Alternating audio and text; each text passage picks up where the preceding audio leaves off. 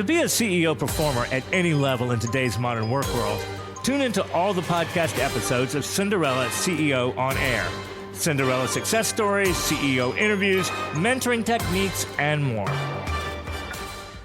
Hello, everybody. It's Cary Broussard, and I know you are listening today because we have an extra special guest, and her name is Ellen Voie. Ellen is the author and founder of Women in Trucking.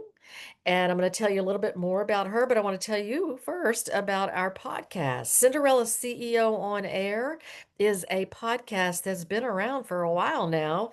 And I think it's because we tell some of the best stories on the planet. We share stories from real life Cinderellas. And the interviews that we do are really about people that have made it to the top, but they also along the way have lifted others up with them. They've overcome barriers to become leaders in their field. And really, Cinderella is about transformation. If you are familiar with the fairy tale, and I'm sure you are, I actually wrote a book called From Cinderella to CEO. And that book is how the podcast came about because we just feel like, there are unsung heroes out there. And if we can connect you with people like Ellen Voie and others who have amazing stories, women and men, it just brings to life how we as individuals can lift each other up and also do things that we never thought possible. So welcome, Ellen, and this is really our time together to reminisce, but also talk about your background and your new book. And I'm gonna just give a little bit of background on what you have done as not only the author of the new book, From Dispatcher to Disruptor, One Woman's Journey to Drive Gender Diversity in the Trucking Industry. That's a really cool title. And disruptor is almost seems scary on one level of like, okay, what does that mean? So I want to delve into that, what that means. And then, Ellen, today I'm going to issue a Cinderella CEO challenge at the end of the podcast to challenge our listeners with an actionable assignment to help them move closer to their goals, whether that's personal growth or career development. So I'm keeping notes. And I hope you will too out there because you're going to receive some amazing advice today from Ellen. She is somebody who you will love and admire just like I do. And really and truly, once I read her bio, I'm not going to read it verbatim. I'm going to pepper it in throughout the podcast. You're going to just be awestruck of what this woman has done. So I met Ellen through the Cinderella CEO Awards, the inaugural Cinderella CEO Awards, and Ellen was actually the grand prize winner. And again, I don't want to give it all away, but as the founder of Women in Trucking, she's just done so much for an industry that you never would think of that would cater to women in the employment area. And she's really brought the traits and talents of women, elevated what they have done for the industry, but also provided opportunities for them in the industry. So we're going to talk a lot about that. If you haven't already known this, if you listen to SiriusXM, Ellen Voie has had a show on SiriusXM for since 2007. And it's called Road Dog Trucking Channel 147. It airs every Saturday and also on Sunday. She has been honored at the White House. She's been honored by Success Magazine, a multitude of magazines, and a multitude of professional organizations. Go to the show notes. I'm listing them all there. You can also go to womenintrucking.org and learn all about Ellen and more of what she's done as the founder of Women in Trucking to promote the employment of women in the trucking industry. Ellen, welcome. Thank you. Thank you, Carrie. Just one little correction. Oh, It's Road please Dog Trucking Channel 146, not 147. So do not get confused and go to channel 147. I have no idea why I said 147. So, Ellen, is it true? I mean, why would anyone want to be a trucker? I'm just going to start with that first. I think I'm getting the questions out of order that we talked about, but why would anybody want to be a trucker, especially a woman? So we've done a lot of research on that, and we know the one reason women come into the industry, money. Because guess what? There's no pay disparity between men and women in the trucking industry. You're either paid by the mile, the hour, the load. So you make the same as someone else Yeah. who works for that company. So women come into 83% of women come into the trucking industry as drivers because of typically a husband or a boyfriend who says, go out and get your commercial driver's license and join me on the road. So that's quite a large percentage. And so a lot of them are driving team at first. And then some become solo and some remain as team drivers, but it's really about the money. I think that's the first time I've ever heard that an industry actually pays the exact same amount for women and men. Did women in trucking have something to do with that, or has that always been the case? That's always been the case because the rates for when a carrier says, "Well, you make this much money per mile," it doesn't matter your age, your ethnicity, your gender. It doesn't matter. In fact, one of our image team members says they don't know the person guiding the steering wheel, their age and their gender doesn't matter. So it's Oh. basically you're paid, you know, for what you do. Yeah, and the salaries are good. They're you can make a good living as a trucker. They're very good, and it takes. I went to truck driving school, and I got done in 3 weeks. It was long days. It was 11-hour days, but I mean, companies out there like Walmart, they're making around 100,000 a year. So Nice. I mean, it's pretty good pay. Yeah, and the industry is has changed and is better for everyone today. I'm sure it's not perfect, but can you give us some of the, I don't know, maybe the improvements that have taken place, and including some that you've made along the way? Like you said, you've gotten your trucker's license. I know you also have a private pilot's license. You're a woman in transportation. And It's that's true. maybe a way to also talk about women in trucking. It's women in transportation. Well, so the biggest difference I've seen since, I started in the industry in the late 70s. So I've been in this industry a long time. I started Women in Trucking, as you mentioned, in 2007. The biggest change that I've seen that I believe that the Women in Trucking Association has pushed is back in 2007, nobody kept track of what percentage of their drivers or their technicians or their CEOs were female. They just didn't keep track. And they looked at women as just another driver, and I didn't have data. And I talk about that in the book. There was no data because nobody was breaking things down by gender. So I couldn't come to them and say, this is what women bring to the table. But over the years, we did that research.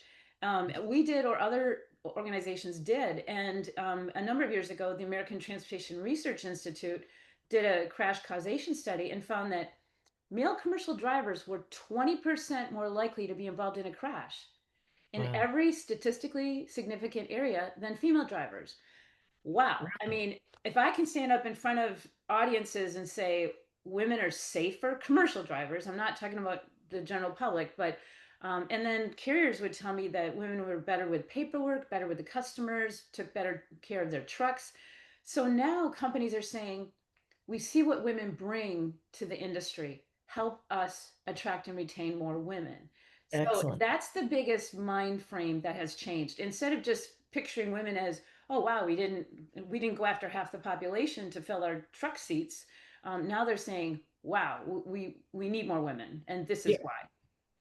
It reminds me of the hospitality industry when I was working with Wyndham Hotels and the Women on Their Way program. That was a big part of women were noticing things in the travel experience, especially in business travel, that men weren't noticing. And so to have a whole new set of eyes and ears to really say, hey, why don't you have better food? Why don't you have safer rooms, safer hotels, whatever that looks like, security. Those improved women's input improved the industry for everyone. So it sounds like that's what's happening in trucking. Absolutely. And I'm glad you mentioned that because safety is a top priority for women. And whether that's, Yes. the maintenance of the vehicle, because a broken down truck is not safe, or whether it's where they're picking up and delivering a part of town, or parking, or whether the carrier requires them to drive if they feel it's unsafe. Maybe the weather's bad or there's a tornado. But I'm going to go back to the question you asked me earlier about changes. I would Mhm. say one of the biggest changes that I have pushed for is truck cab design and ergonomics. Yes. Years ago, in fact, the manufacturer said that they designed trucks for the 97th percentile male. And Mhm. so we started doing research with Ryder Truck on what do women need, and women have typically shorter arms and legs and wider hips. And so a lot of women in the early years had to sit on a pillow to see over the dash. That's not safe. Or they had to Yeah. put some kind of blocks on the pedals to reach the pedals. So it's how do we make the truck more ergonomically correct for all body sizes? And that I'm so proud to say that I have really driven that one. Literally and figuratively. I bet you use that verb a lot. But But it's so true, and it's interesting because my cousin Meg Wallace, who works for Toyota, she and her husband are both in the car industry, and they listen to you on SiriusXM. She was actually at the awards. She did similar work in Toyota for redesigning. She's an engineer redesigning seats so that women had a more comfortable seat, or all bodies, right? It depends on, your body size and body type. But it really, so you're saying the correlation, and Meg was somebody that I used to talk to a lot about this. It is a safety issue. When your seat is not comfortable, it means also that you're not functioning well in the driver's seat. Right. If you can't see over the dash, or if you can't see the mirrors because drivers use their mirrors all the time, then it is a safety issue. So I'm so glad that they've really changed the interior design of the trucks and some of the exterior, Mm. like putting hydraulics on the hood so that they could lift the hood of the cab to do their pre-trip inspection, much more easily. So any technology that we can add to a truck to make it a less physically demanding job means more women will come into the industry, and guess what? More men can stay longer.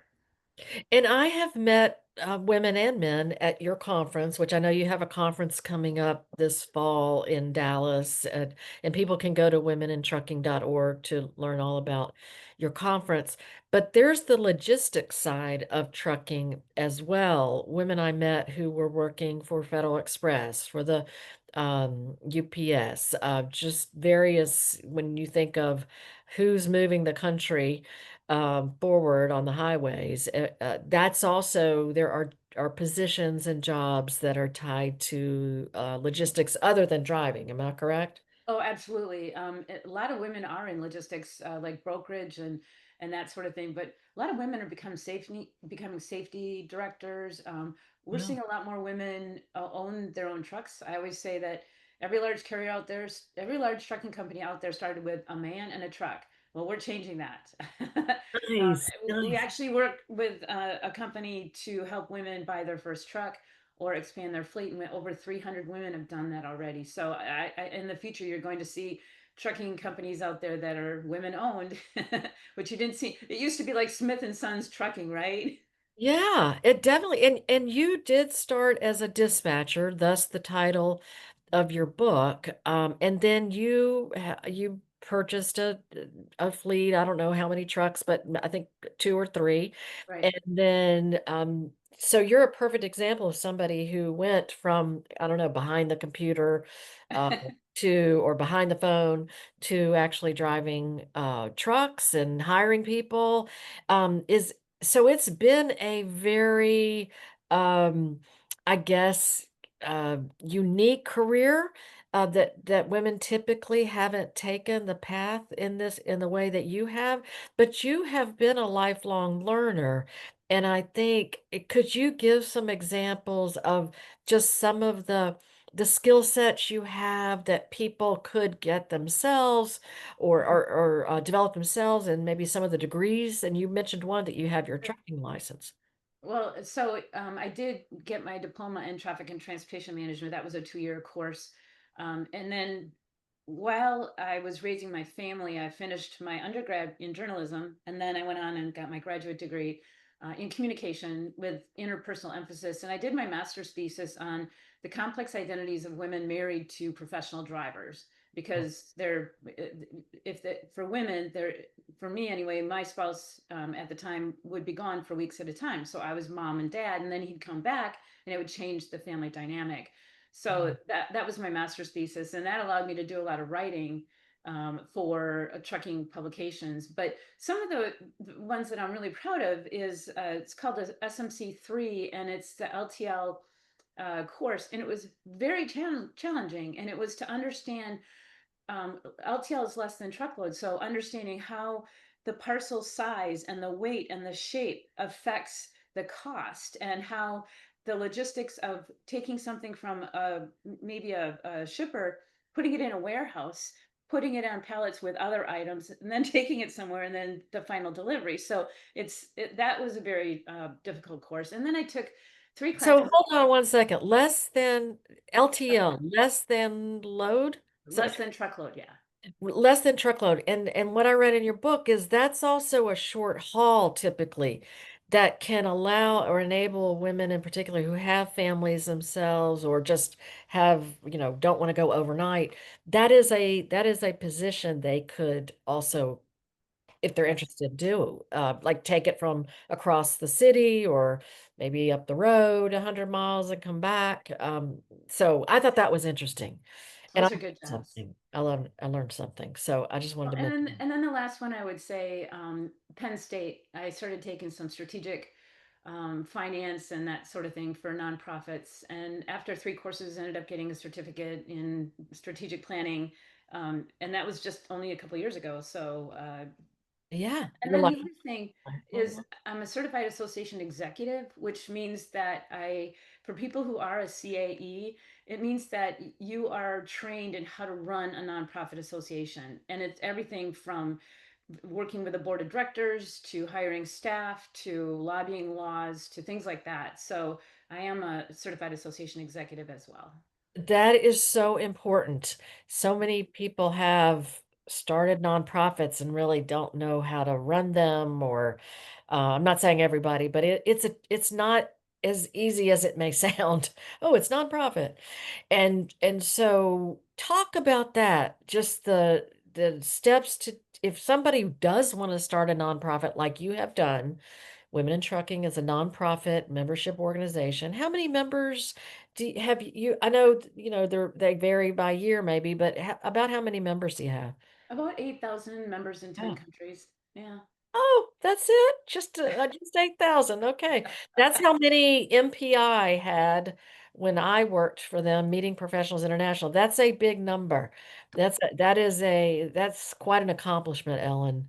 That Thank really you. is. And so have you ever had a Cinderella CEO moment where you thought, hey, when the clock is about to strike midnight, and I've lost my shoe and I don't see the light at the end of the tunnel, because you really juggle so much, and you make it look easy, but my goodness, you're literally going, the speed limit, but over the speed limit when it comes to um, accomplishing so much. But this nonprofit in particular, have there been moments that um, you've said, "Oh, wow, I'm on my way. This is the moment. This is my golden moment. I'm shooting for the stars." Or has there been a moment where you're like, "Hey, I stumbled. I don't know if I can get back up." Well, actually both. And I'm going to talk to the latter one first because when I started Women in Trucking, I was still working for Schneider Trucking as manager of recruiting, retention, programs, which fit in well to starting Women in Trucking. And I had moved to Green Bay, where Schneider's located, and had not sold my house that I had left. And plus, my daughter was in college, and we had bought a little college rental half block off campus. So I had 3 mortgages, and the recession hit, and my boss came in and said, "We're letting you go." And I was one of 300 let go that day. And I Oh my sat gosh. there stunned. I had 3 mortgages, a daughter in grad school, and I had started Women in Trucking, Yeah, but Women in Trucking wasn't making any money. I couldn't even pay Shar, who worked with me. I And read that. that was pretty horrible. So, but they gave me a decent severance. And so I thought, well, I have 12 weeks to either make it or break it. And if I can't make it in 12 weeks to at least move the needle to know that we're going to be okay, Yeah, then it's not going to happen. So in the very early years, unfortunately, fortunately for me, someone saw the potential, and Joel McGinley, and hired me as a freelance consultant to truckstop.com. And then he was my coach for the next 15 or 17 years. wow, great. But What's let his? me tell you a positive one. And I always hated board meetings. I just hated them. I just felt like they were, Yeah, board always, large corporations like Walmart and Ryder and UPS and FedEx, and I always felt like they were focusing too much on dollars, and I wanted to focus on the mission. So Mhm. I just really dreaded board meetings because they'd, They hold. seem to go on Yeah, and you didn't get things done.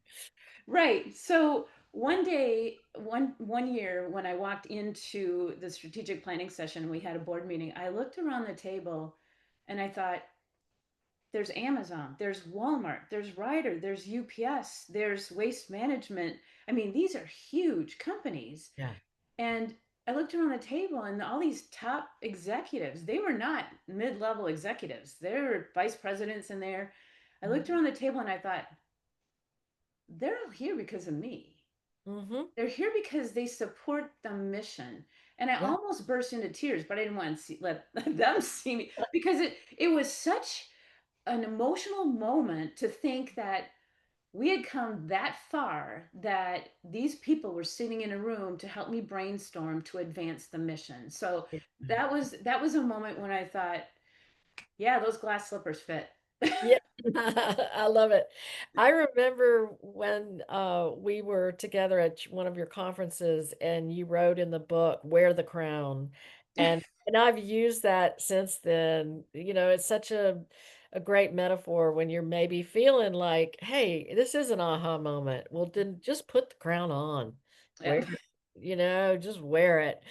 And that's really, and I'm kind of again jumping around some of the things that we've talked about that we were going to talk about today is, you start the book with a story about your mom who was diagnosed with ALS, and I know that's so hard, and a friend of mine, Ann Clark, recently passed away from ALS. It's a horrible disease, and it's usually seems like it's the smartest, most vibrant people, who get afflicted by things that just we're still working on in medicine to hopefully cure.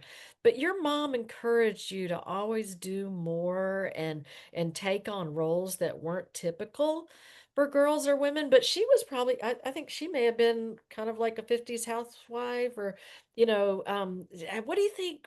How can we give that advice to other moms out there that your mom really encouraged you to do things like take shop versus home ec, or, what, She, what was, she was very much a 50s housewife. I mean, she went to nursing school, got her nursing degree, and then never used it. Stayed home and had, 5 children. Of course, I mean, my youngest brother was only 13 when she passed away, and it is a horrible disease because your brain is still perfect, yeah, and it's your body that gives away. But I mean, and when she was diagnosed at the age of 45, they told her she had 2 to 5 years. And so when it was only 8 months later that she went from riding a bike with me, and 8 months later dying. So but again, that was back in, the 70s, where they didn't have drugs to prolong, mhm, to keep you, to help you through the sure, process. But she, no, I tell a story in the book about how she was in, the family station wagon. My dad owned a funeral home. my dad, grandpa, uncles, family. And she was in the station wagon, and my dad was at a funeral, and she got a flat tire. And she called in on the radio, and my dad's like, I've got a funeral. So she sat out in the hot sun, just thinking, I need to learn how to change a tire. So she said, that will never happen again. And the next thing you know, my mom was enrolled in some kind of mechanical, auto mechanics course. And it would be like, where's mom? Well, she's out rotating tires again, or she's changing spark plugs. And because she wanted us to be independent. She didn't want us to sit in a hot car and wait for someone to come by and change a tire. Yeah, what a gift that she gave you. And, to this day, I have never changed a tire. Oh, I mean, I've changed many. okay, that's what I was going to ask. Like, Oh my gosh. so I fortunate was I there was to, 8 months pregnant one time on the side of the road changing a tire, and nobody stopped. oh, really? Oh my gosh. No wonder you started Women in Trucking. No, this is never going to happen to me again. Right. And so, did you go into labor like right after that? No.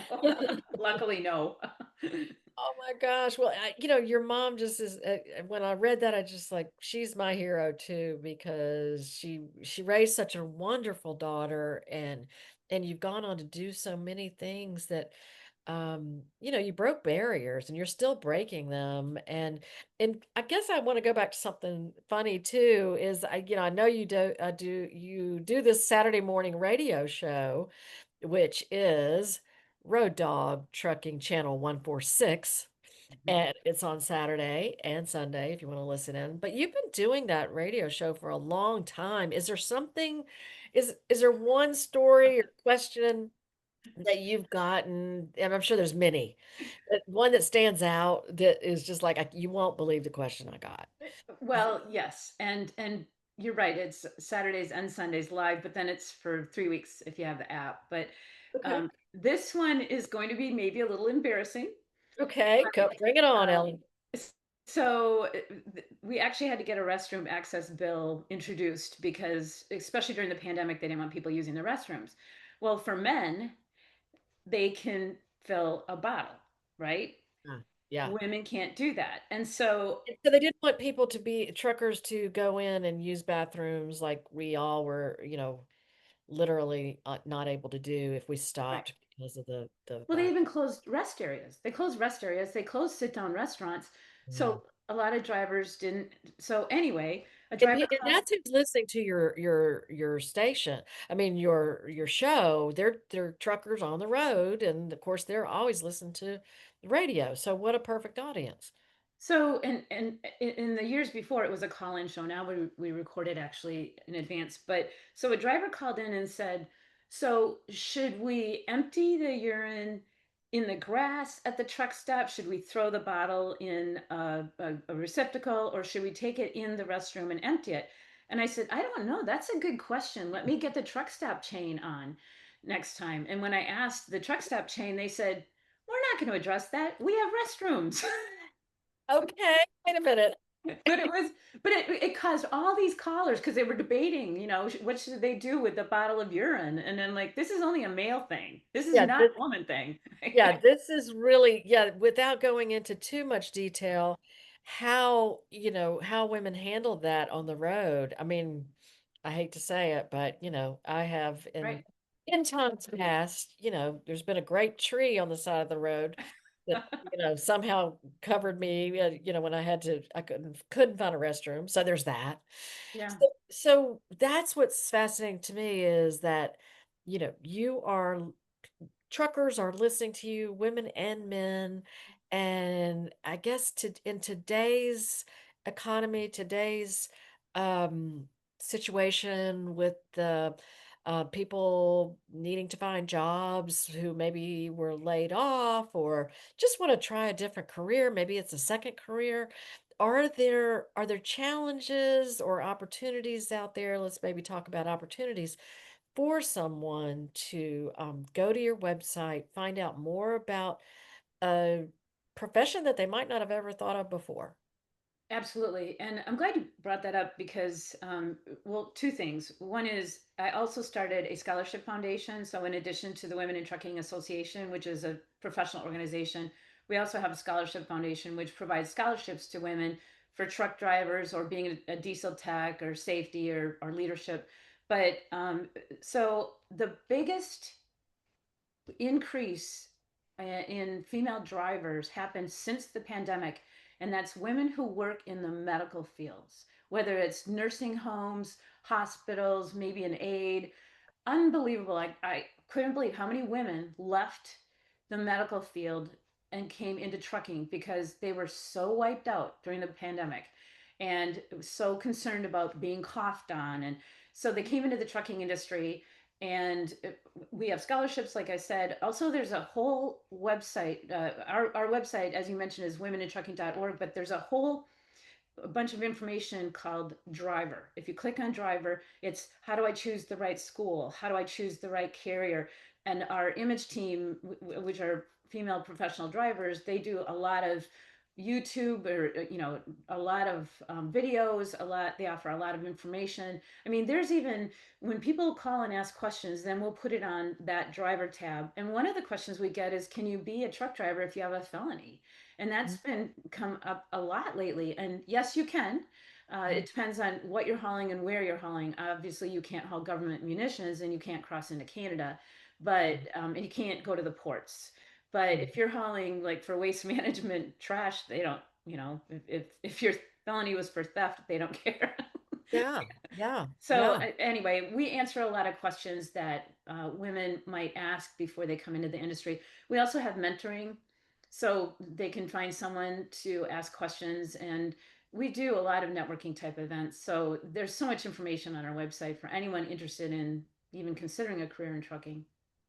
So go to womenintrucking.org and there's a drop down, I guess there's a tab called Right. Driver, Yes. and that's how you find out more about that, which is fantastic. It's interesting because when we moved across country from Dallas to New York and New York and back, we talked to one of our movers who had a I don't know if it was a felony, but he had gone served some time, and so yeah, it's possible you can drive a truck, but also you could have graduated as at the top of your class, like Ellen, and stay in trucking and have a really, really great career. So, what else have I, before I get to to issue the Cinderella CEO challenge, what have we not touched on that you think we need to that would be interesting to our listeners? Well, you had asked me earlier, like, who would be the typical audience? So, anyone in the trucking industry who wants to learn more about the history of the trucking industry. I write a lot about the changes that I've experienced since I've been in the industry since 1979, which was before deregulation. Yeah. So, anyone interested in learning more about the trucking industry and what it's like, especially for women. But the other thing, and we did touch on this, but someone who wants to start a nonprofit. And the when I retired as CEO in 2023, it was hard, but it was time. And there comes a point where, so I was the entrepreneur. I was the one who quote unquote chases shiny objects. And so I was always mission driven. And as I said, I didn't, board meetings were hard for me because they had key performance indicators, spreadsheets and things like that. And that's not my personality. And so it was really hard. So I knew it was time to move on. And one of the problems that a lot of nonprofits have is that the founder refuses to leave. And Mm. so I had a Yep. 4-year succession plan in place. And so we had plenty of time to find my replacement.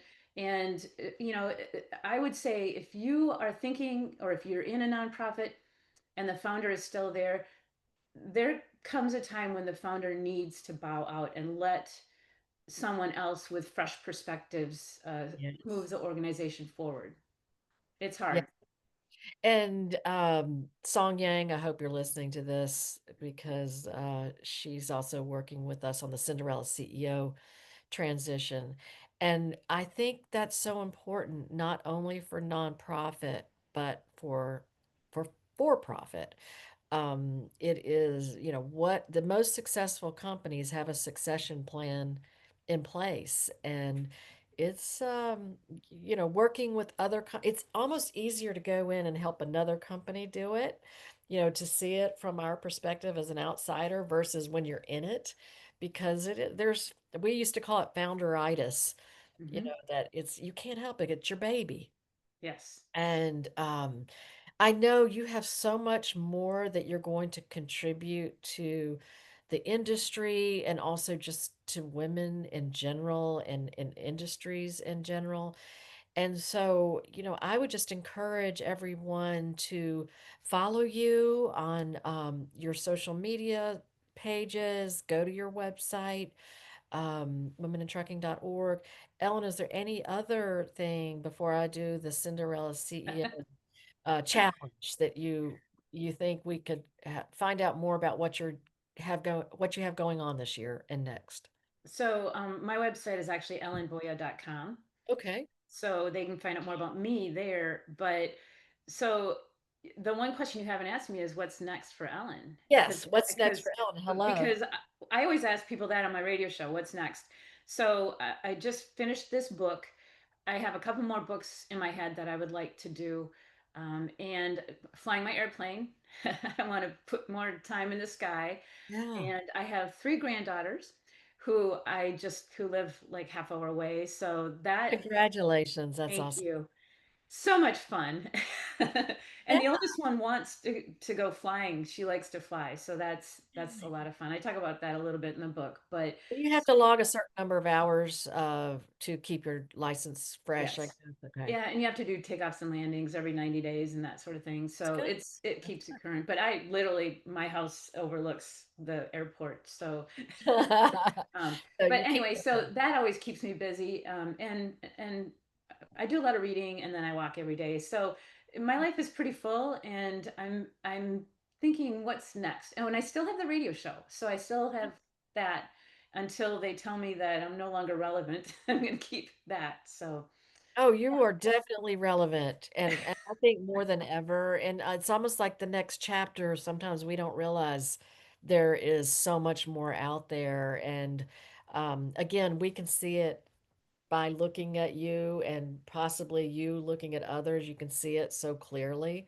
And so just, help me with this challenge then, Ellen. okay, I'm So ready. so the Cinderella CEO challenge, I think for our listeners, I would like it, I call it finding your way through the forest to a fulfilling career. And, I want, if I could challenge this listening audience to at least pick three things that you recognize about yourself that you feel and you believe that if they're your superpowers, let's just call them that. So, because I think that's what you've really talked about today is, recognizing where you could be the most valuable, whether it was bringing your family along when, it looked like the darkest moment, you lost your job, you had to, in 90 days, make sure you kept going and fulfilled what the next steps were. So recognizing, hey, I can do this. These are tough times right now with the Mhm. economy. More uncertain times, let me put it that way, for a lot of people. So recognize, I challenge everyone listening to recognize, pick three top um, superpowers that you have that maybe nobody else would recognize, but you deep down know what they are, and write them down. Write them down, recognize that in yourself, and then take it one step further. And Ellen, tell me what you would do, but I would say recognizing those can be, it can be professional or personal, but write down the three things you're going to do with those superpowers in the next 30 days. And those next 30 days might be okay, in 60 days, I'm going to revisit this and do X, Y, and Z. But that's my challenge is sometimes people don't recognize what they really have inside of themselves or are providing to others that is so valuable. So can I tell you what my three, just off the, Please. Yes. so first of all, to be tenacious, Just keep going, keep moving. Love it. Secondly, to be curious. Get that data, ask a lot of questions, find out what other people's needs are. And the last one, be kind. Thank you. You are kind. You are tenacious, you are curious, and you are kind. Now, I will say to my listeners, you can steal those from Ellen. Go ahead. Because they are very, very good. And it's interesting because I talked to a professor recently, actually earlier this week. No, it was the end of last week, excuse me. And she said that some of her students, they have some trouble with curiosity, that they're not curious, which concerned me because there's so much to be curious about now.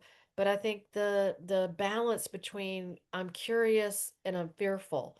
And so maybe taking what you said to be tenacious, curious, and kind, take those superpowers to get over some fear that you may have. Because you have literally driven through fear. You know, Well, can I share one quick anecdote from my book? this is you are who we are interviewing. You can have as much time as you want, please. Well, so I have a necklace that says life begins at the edge of your comfort zone. And in the book, I just happened to pass my FAA check ride in October of 2008, which is the year I turned 50. So now everyone knows how old I am. Yes, little baby, I like to say. Yes. So in October, I passed my FAA check ride. And then in December, I went to truck driving school in Cleveland, Ohio, and and I got my commercial driver's license. And I thought, oh, I might as well keep going. So that spring, I went to motorcycle school actually, and got my motorcycle license. Of And course you then did.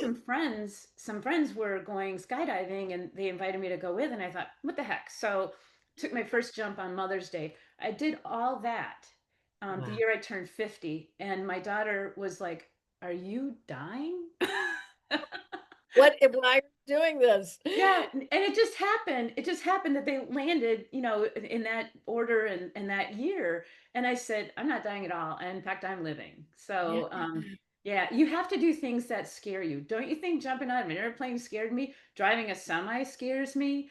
Even flying my plane, I say a prayer before I go in the air always because it's beyond your comfort zone. So I say push beyond your comfort zone because you don't know what you can do and what you're capable of unless you push yourself. So get rid of that fear factor. Be curious and keep keep Keep that going. crown. Keep on trucking, Ellen. Keep on trucking, as we have to say. So, you all, if you haven't already been convinced, go out and buy the book From Dispatcher to Disruptor by Ellen Voie. It's her name is spelled Voie, but it's pronounced Voya. So if you go to her website, Ellen Voie, and her name of her book is From Dispatcher to Disruptor: One Woman's Journey to Drive Gender Diversity in the Trucking Industry. Ellen, it has been such a pleasure. I could do this all day long with you, and I hope we get to do it again soon. And to our audience, if you'd like to send me questions, your success stories, or share your challenges, please email me at cinderellaceo@gmail.com, or go to my website, cinderellaceo.com, and we will have the recording of this podcast up on cinderellaceo.com/podcast. So you can always go and listen to this recording over and over again because it's so inspiring. Ellen Voie, thank you so much for your time today. And you'll always be the grand prize winner of Cinderella CEO Award. So for a very good, Thank you. Thank you, Cary. And thanks for helping me, get exposure for the book. I really appreciate it. you are so welcome. And come back anytime. And I'll hopefully see you soon, sometime in November. Thanks, Ellen. Take care.